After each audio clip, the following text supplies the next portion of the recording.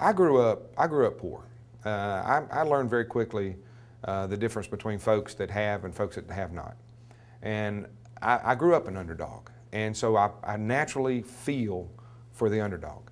I naturally feel for people when they're being taken advantage of by other people. You don't do what we do day in and day out and take the difficulties that we face for our clients if you don't have a real heart for people. You cannot, I don't believe, sit in a conference room with a husband and a wife who's just lost their son or their daughter in a car accident and not shed a tear with them as they work their way through the grief and the anger and the difficulties that they're facing.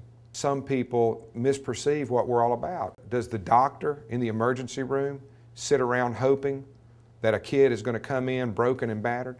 Does an undertaker sit around at night with his kids and hope that somebody else's kids are going to get killed? Clearly we don't do that. My goal as a lawyer is to reduce the amount of injuries out there. I see the devastation on the families. I see the devastation on individuals. I see the man who has his dignity taken away because he can no longer work, or the woman who has her dignity taken away because she can no longer work. And it impacts you, and nobody really sees the damage that these injuries do to people and to their families other than us.